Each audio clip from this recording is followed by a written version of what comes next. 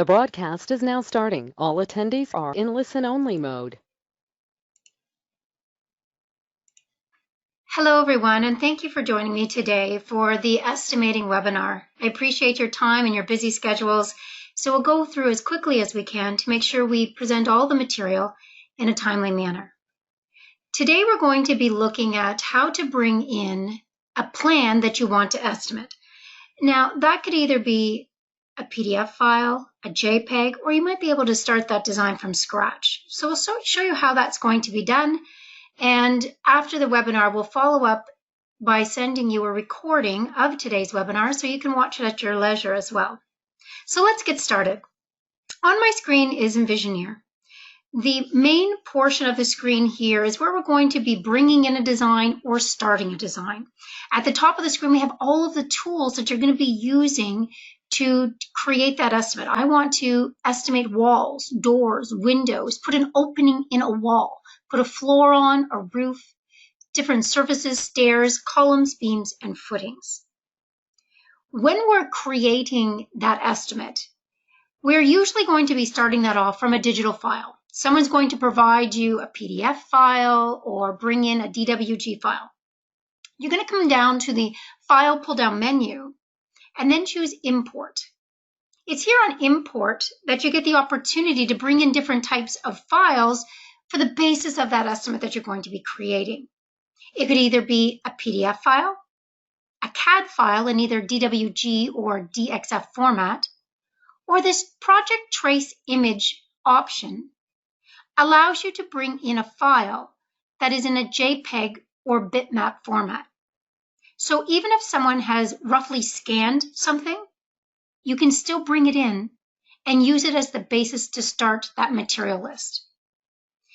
All three of these different options have the same opportunity in the same dialog box. So whether you're bringing in one or the different types, it's the same process. So today I'll be importing a PDF file. Out of my desktop, I have a contemporary design that I'm going to be bringing in. When I do that, you can see that the import dialog box automatically shows me a picture of what that PDF looks like. When you bring in PDF files, PDFs can be created in two different formats, a raster or a vector. A raster PDF means that someone simply scanned it. So the more you zoom in, the worse it's going to get. It's made up of tiny little pixels on the screen. You're going to get those types of PDFs if someone has scanned an image, and that's perfectly fine. You can bring them in, just knowing that if it's a raster, you're not going to have the same capabilities as a vector in the accuracy. Down here in the lower left-hand corner of this dialog box where my mouse is hovering, I'm going to uncheck Convert to Image. This is a vector PDF. The more I zoom in, the better it looks.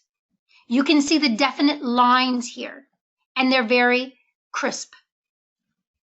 Another added bonus to bringing it in as a vector, if you do get a vector PDF, is you can snap to points.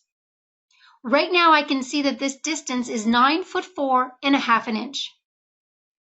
I want to be able to double check the scale. Never trust the scale that's published on a PDF that you're bringing in. People make mistakes. You always want to calibrate that PDF to ensure that it has accurate measurements. To do that, here on the left-hand side, I can play with the scale by picking on this button, Pick Scale. As I bring my cursor close to that intersection, my cursor automatically snaps to that intersection. It turns to that circle with an X. So as I move my cursor to the next intersection, again, you'll see that circle with an X. It's snapping to it. I left click again. Now it wants to know that blue line that I've drawn from the start and the end of that 9'4.5" inch dimension.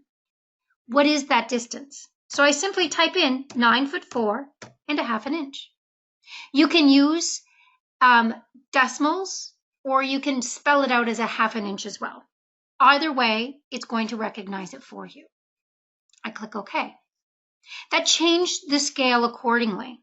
So when I bring it into the Envisioneer environment, which I've set up as a 1/4 inch equals a foot, it's automatically going to scale this entire building to that scale for me. So when I'm tracing over top of it, I know I'm at the right scale. We also include a crop box. You'll receive plans that are very busy. On that one sheet of paper, it might have a plan, an elevation, sections, details. You don't need to bring all of that in. All you really need to bring in is what you're tracing over. So I'm going to crop around just the floor plan. I simply left click and move my cursor around the building, forming a blue box. What's inside that blue box, I'm going to bring inside the Envisioneer environment so I can trace over it and begin my estimate. What's outside of it is going to be disregarded. I don't need it. Another way of manipulating the PDF before you're bringing it in is to dim it. You want it to be lighter than the elements that you're going to trace over top of it with. So it becomes very apparent what has already been estimated and what still needs to be estimated. So once I've checked the scale, cropped it, and dimmed it, now all that's left to do is insert it. So down in the lower right-hand corner of this dialog box, I'm going to hit the insert button. And a copy of that PDF attaches to my cursor, and I insert it onto my screen. It's ready to be used as the basis of my estimate in Envisioneer. Now I'm going to use all of the tools that I have to estimate the various elements in this house. Part of this plan that I received, I also have an image of what it looks like, not just the floor plan. So I'm going to pop that up on our screen right now. For those of you that have multiple monitors, you can always have the PDF and your images on one screen and your Envisioneer running on another. It's a really efficient way of doing an estimate, of having those multiple screens so that you can keep looking back and referring to the other documents that you have. You can also just minimize them as I had so that I could bring up this elevation as I need to, so I can look at it and find out more information about what I'm estimating today. So we can see in this elevational view that we have a flat roof over the majority of the building. In the middle, there is a gable roof running front to back. So I'll show you today how we're going to achieve the built-up roof and also the gabled roof. Minimize this and go back to our design. The first thing that we want to do is start estimating those walls. Trace those out because it's going to be the basis of our roof and of our internal walls, and we need them for our door and window counts as well. So I'm going to click on walls. Anytime I create and pick on any one of these tools at the top of my screen, the catalog panel to the right will update and show me the available options that I have for that particular element. So right now, the right-hand corner of my screen, my catalog, is showing me all different types of walls. These walls, think of them as shopping carts or containers. They contain a list of all of the individual products that you're going to need to build that wall. So as I select 2x6 stucco, I know inside the properties of that container, that shopping cart called 2x6 stucco, that I'm going to have stucco material, insulation, drywall, studs, top plates, bottom plates, whatever I need to build out that wall, whatever you need to estimate and get a list from. So as I move my cursor now onto the screen, you can see that it looks like 3 interconnected walls. It immediately shows me the tool that I'm using, so I know that I'm now ready to insert walls. I'm going to put them in by a baseline, meaning I'm going to trace around the exterior of these walls by left-clicking on each corner, and it's going to draw a single line around it. So all I need to do is move my cursor to the corners, see that circle with an X snapping to them, and just left-click. So I'm just moving my cursor to every corner of the building and left-clicking to show it where those corners arrive. Now, see how my cursor won't go down to this corner? As a default, we have ortho on, meaning I can only draw straight lines and walls across and vertically. So I'm going to move my cursor down here to the lower right of the screen, and I'm going to turn on Angle Snap. Angle Snap will allow me to go down into angles, so I can pick on those angled walls as well. So as a default, it will always try to make sure you draw accurately by drawing just straight lines. But if you need to do angles, you can always go and turn on Angle Snap instead. Once you've picked all of the corners, you simply right-click and tell it you're finished. And then it wants to know, what did you trace around? Was that the outside face of the wall? Was that the stud? Or was that the interior space? So depending on the project that you're working on and what's easier to trace around, you could use any one of those options and trace around it. So if it's a simple one-room renovation you're working on and it's easier to pick the interior faces of those walls, do that and tell it it's the inner face of the wall. Any of those are options. And then you simply click OK. It then highlights and shows you what you've traced around.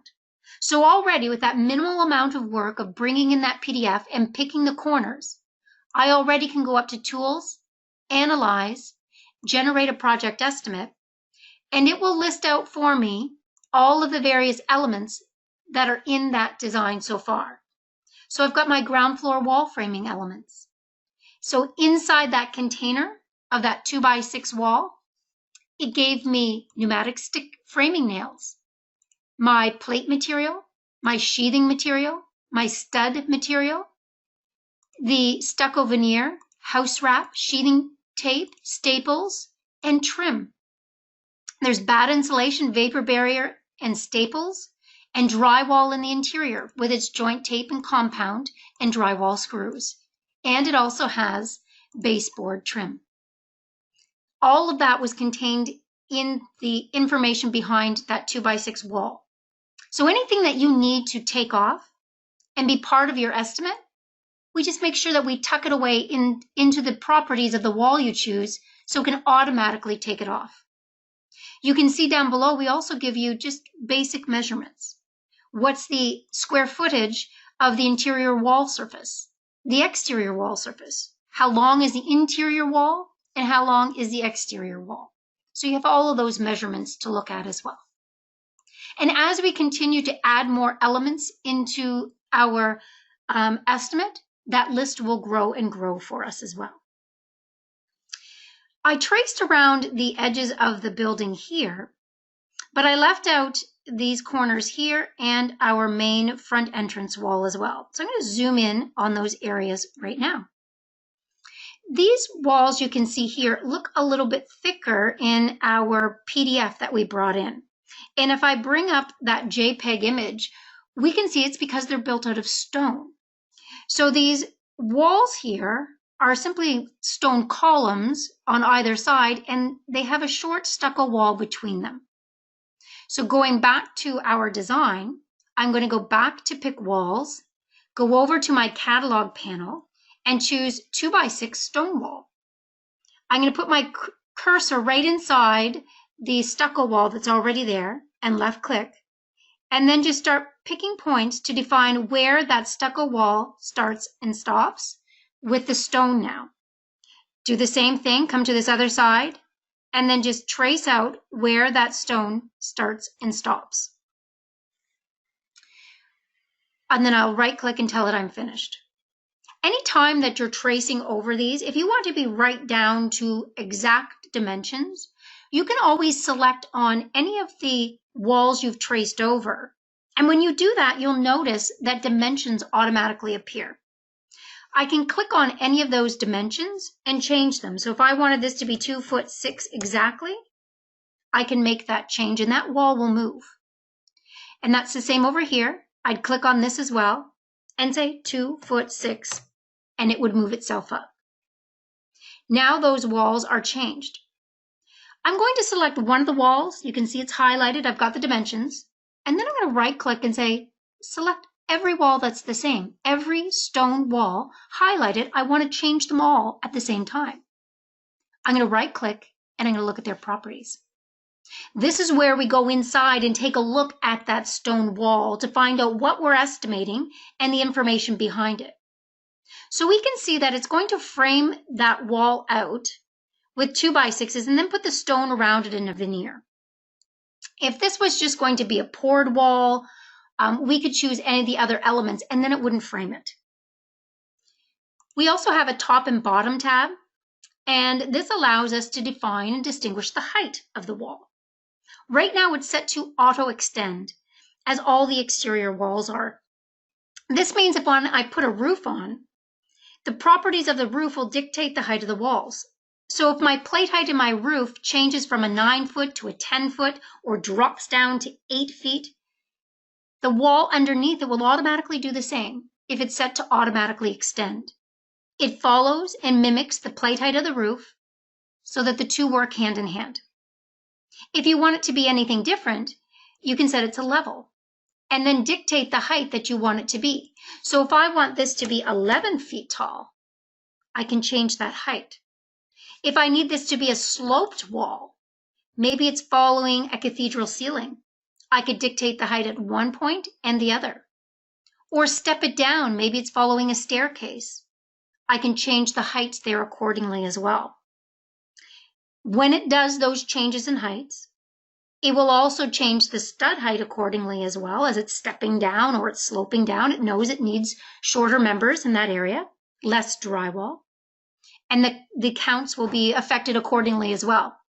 You'll see here that you can also step down the bottom of a wall. When you're stepping down the bottom of a wall, think of a daylight basement. Think of concrete. You might not provide the concrete, but maybe you provide the rebar in that wall. Maybe you are providing the studs, and maybe they're going to be creating a wall on top of that step-down concrete wall. So either way, you can step and change the levels of walls as you need to. You can also associate trim. So as you're drawing the wall, it's automatically, if I turn this around, on the inside you can see here, giving me baseboard.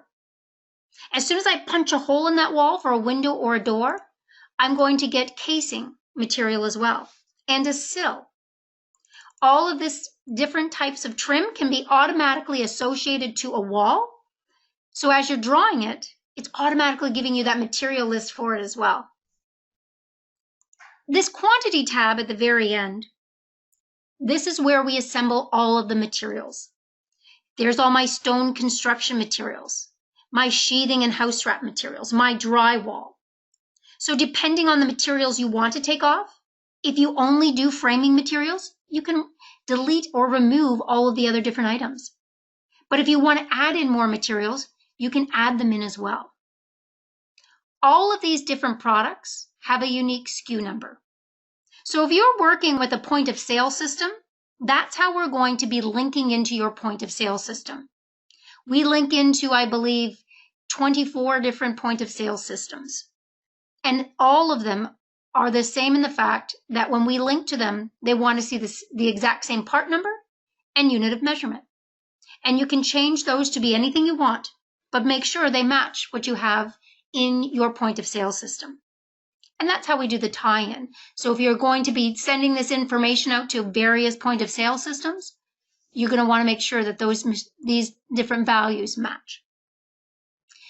So you can always manipulate the materials that are going into it. I'll click OK. We also have a wall in here that we still need to draw. I can simply grab this wall that we've already drawn and see this little red dot at the end? That's called a grip. And watch as I move my cursor close to it. You can see that my cursor changes. It's ready for me to hold down my left mouse button and stretch it to make it longer. So now it's stretched over into that area. But it realizes, because it's intersecting those other walls, that it's a separate wall as well. And because it's a separate wall, I can make it a different material. This was stucco. I want this to be stone. So I can right-click, look at the properties of this wall, and change any of the information, just like we did for the stone walls. Or I can right-click and choose Replace. And Replace allows me to go back into the catalog and say, for this one wall, let's make it a stone wall. And now my bill of materials will be updated accordingly as well. This wall is now going to be recording stone, not stucco. That's really helpful if you're doing an estimate for a client and they're up in the air about what the finished material is going to be. Am I using composite siding or am I using vinyl? You can do the whole model itself and then replace all of the walls. Select one of them, right click, select all similar, they'll all highlight, and choose replace, and then do the estimate with composite siding instead of vinyl, so they can see the difference that is going to cost them. Very quick and easy to do. Now, this entire shell right now has been wrapped around with our stucco. You can see it coming through here. So when I pull this wall over across here, it sees it as an interior wall.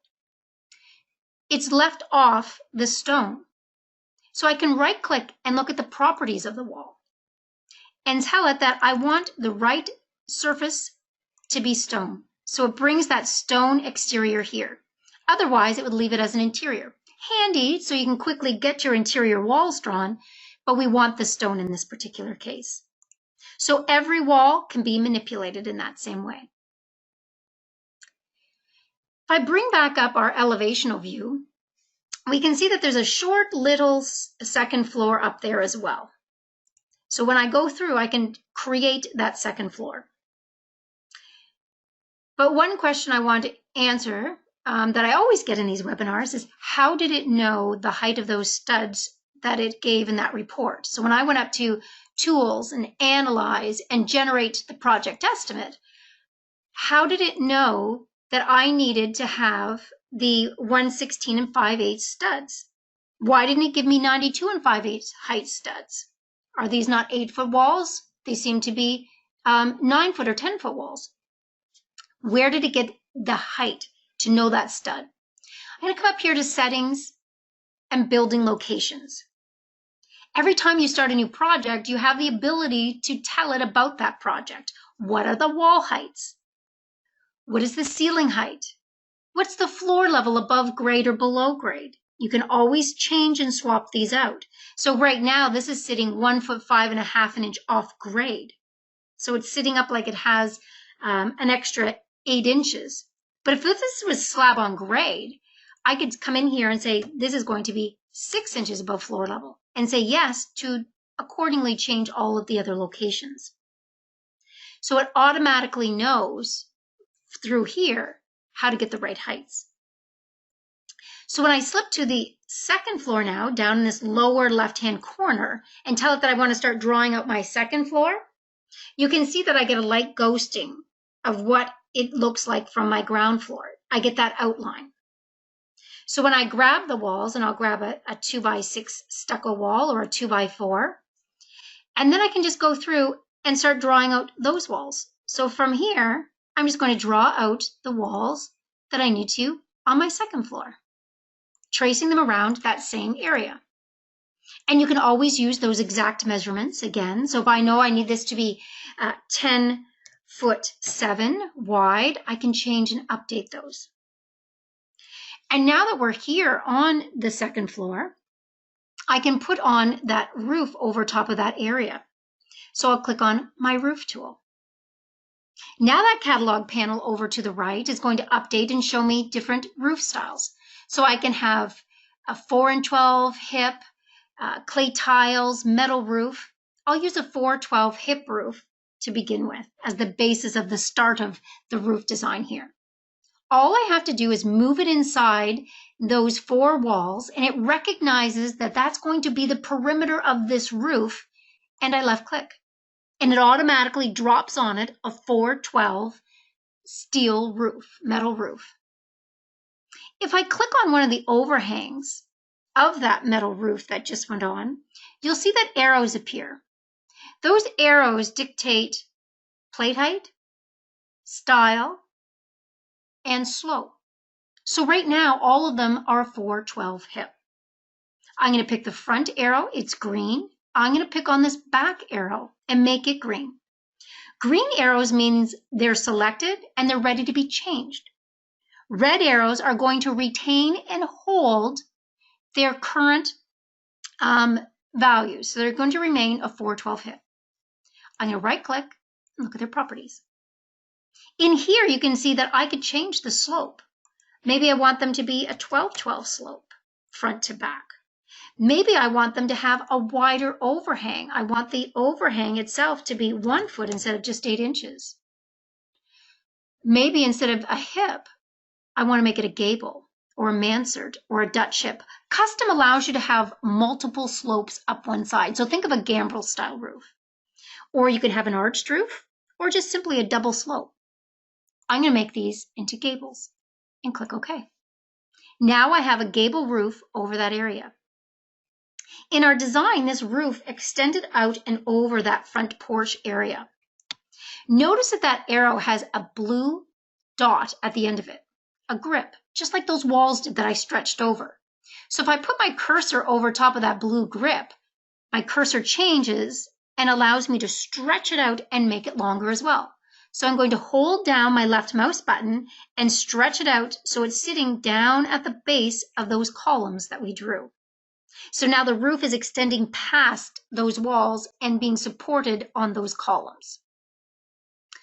I can also now in this view put in columns because in our view, not only did it have the brick, but there was also a wood column sitting at the top.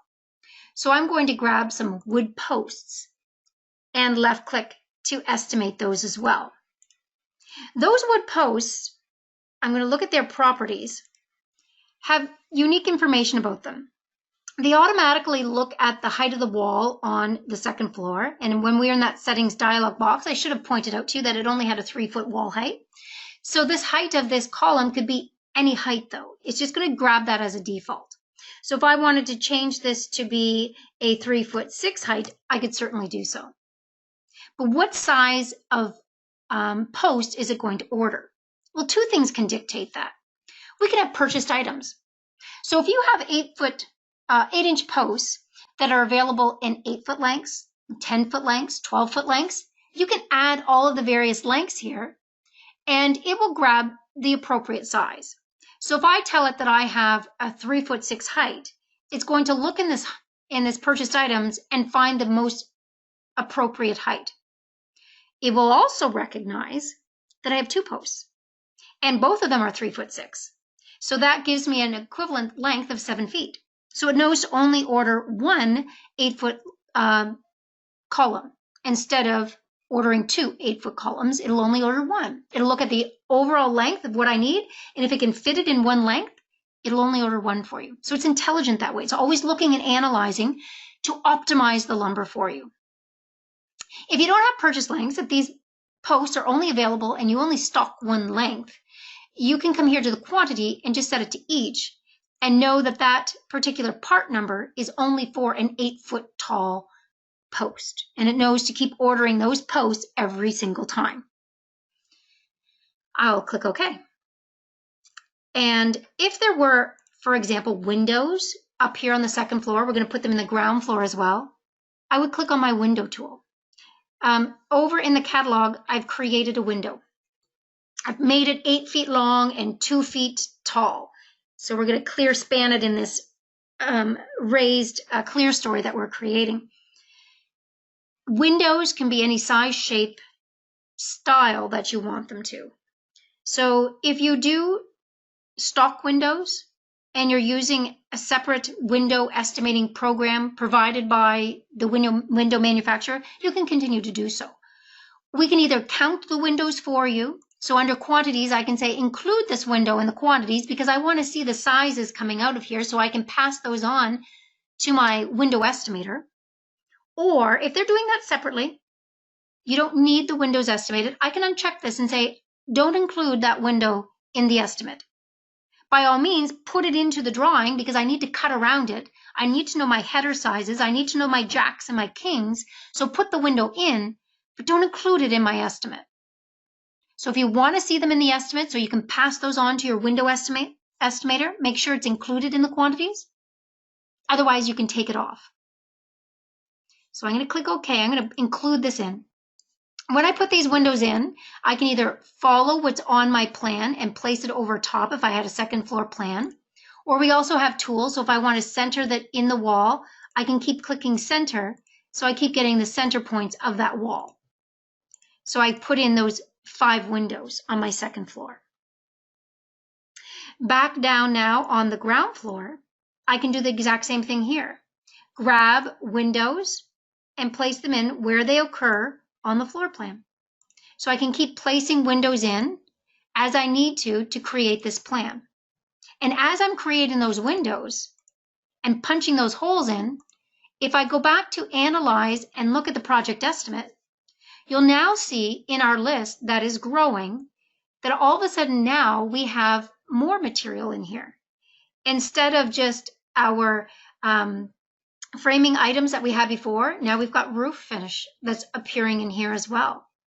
We also have our exterior finish on the second floor. So we've got second floor wall framing coming in. We've got our exterior finish. There's our post that we're going to need as well. And because I didn't set up my purchased item length, we can see that it ordered 2 columns for that. But if I had set up my purchased items, it would have evaluated the length of them and only given me 1.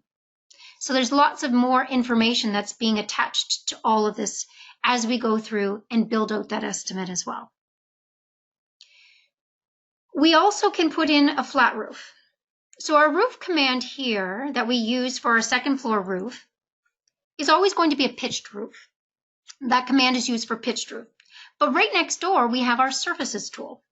And the surfaces tool is what we use when we have a flat surface, or it can also be on a single slope as well.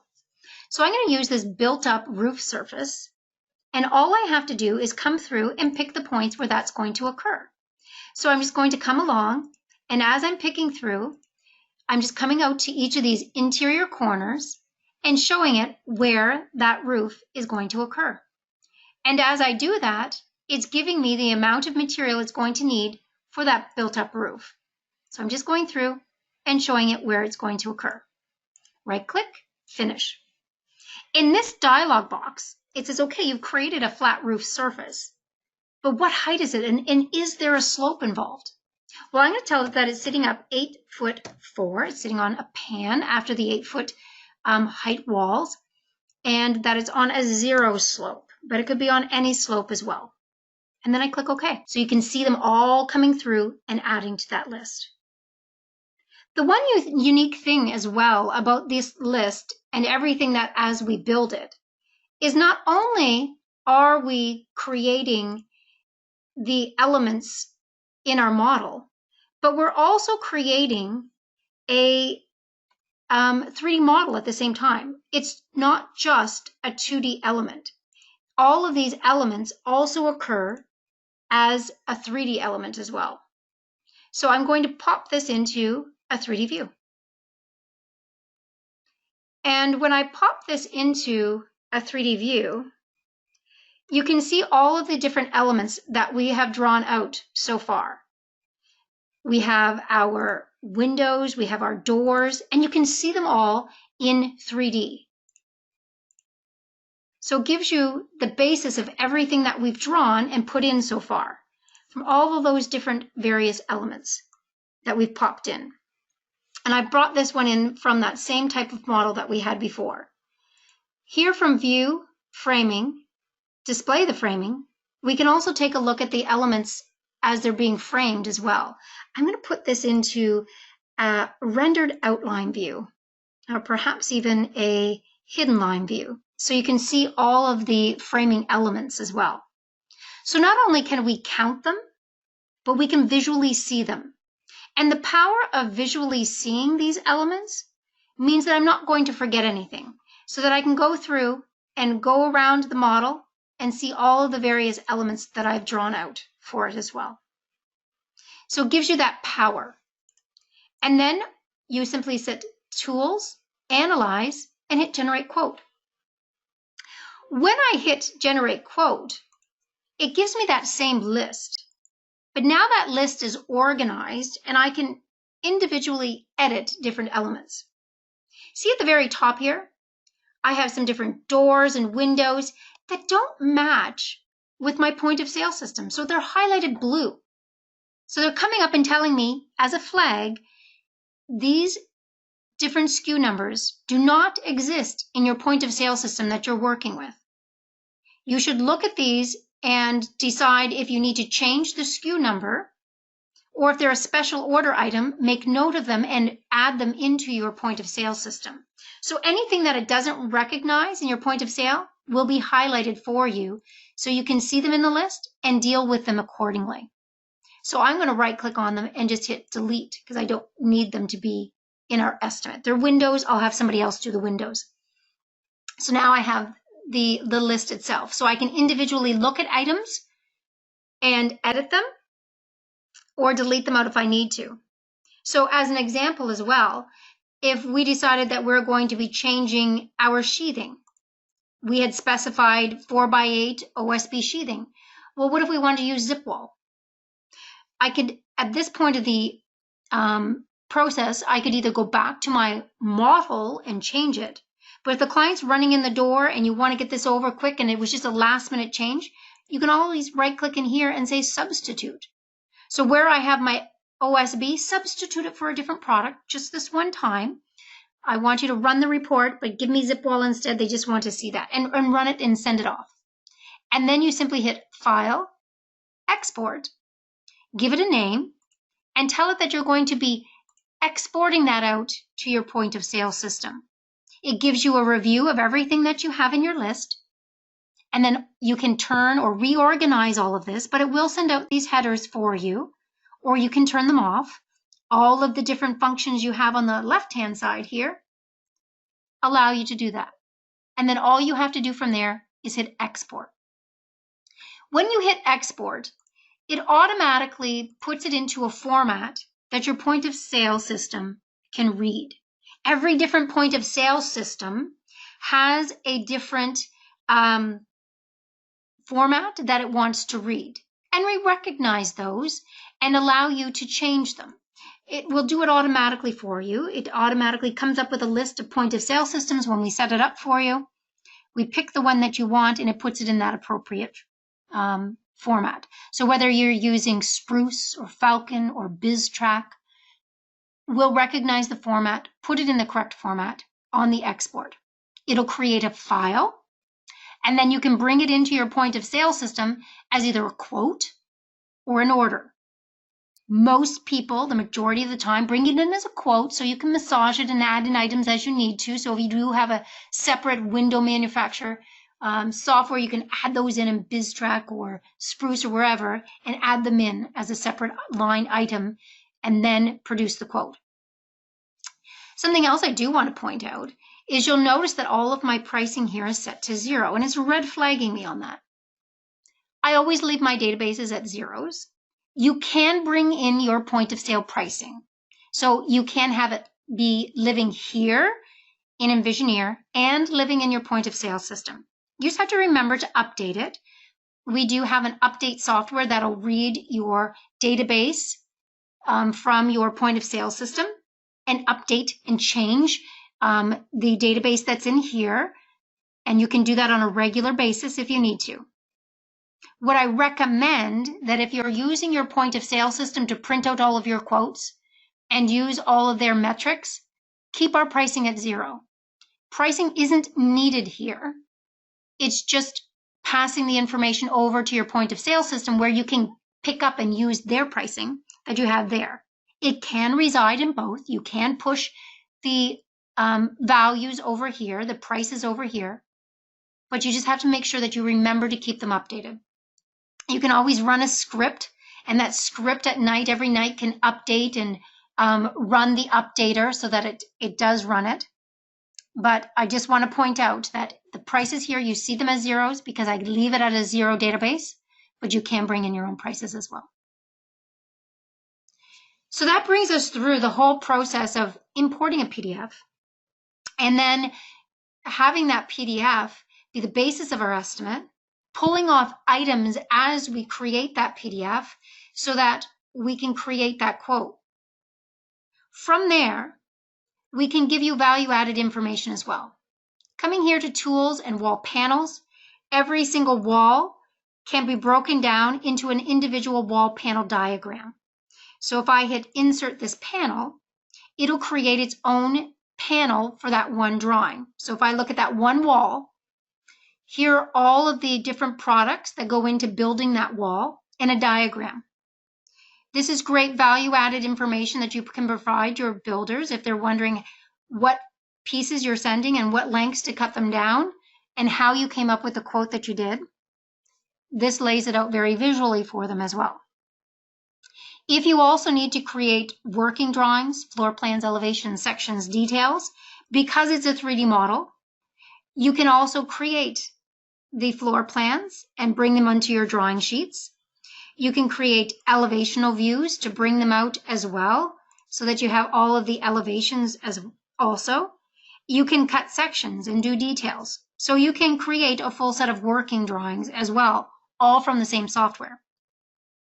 We also give you the ability to create photorealistic renderings.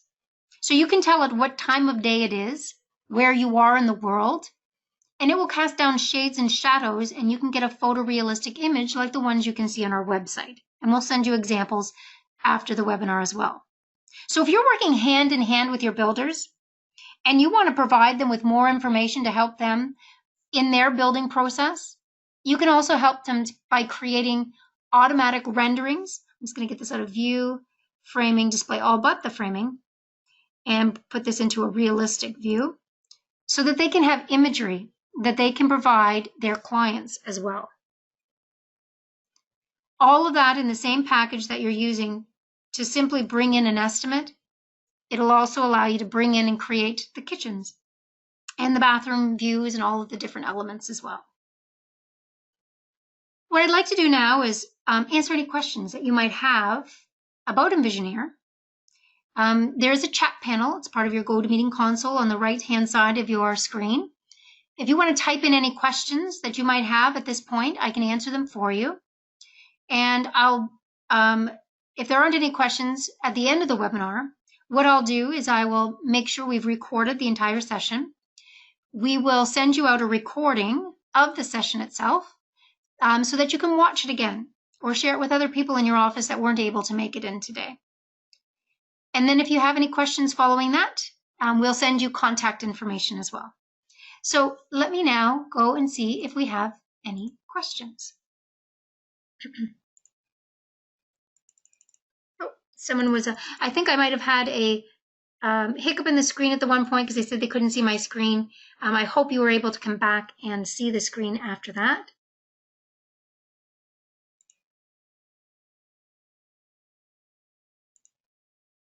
Okay, it doesn't look like there's any questions today.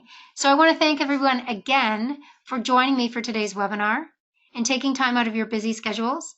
I will send you the recording of today's class so that you can watch it again. And if you have any questions, never hesitate to contact us.